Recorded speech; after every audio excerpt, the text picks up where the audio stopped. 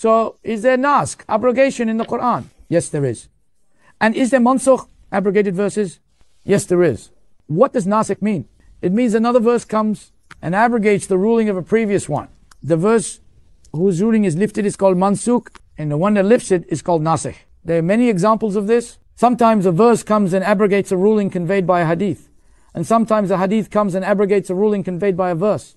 This also exists. For example, in a verse it says, when death approaches any of you, it is obligatory to make a will. It used to be a fard obligation to declare to whom you'd leave your belongings, your mother, your wife, your children. Is this fard still valid today?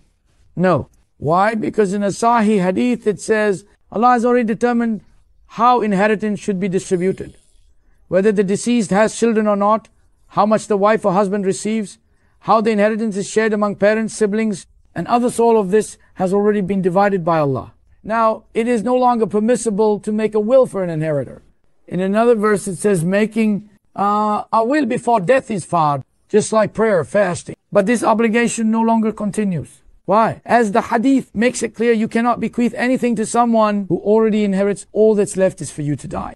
Allah's division comes into effect.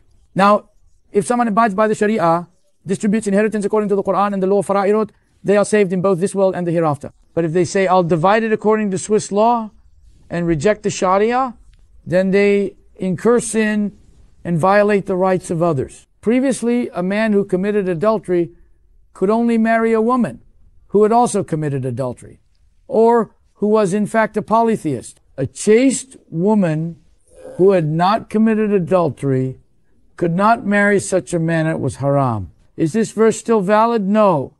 Because another verse says, marry off the singles among you. This is a general command, marry the widows and the singles without distinguishing their past. So yes, religious rulings require deep knowledge. It takes great knowledge to understand Allah's rulings. You must know the verses, the hadiths, which ones abrogate others. You must know what came before, what came after. Even in hadith there is abrogation. For example, I used to forbid you from visiting graves. But later the Prophet said, now I permit you visit the graves.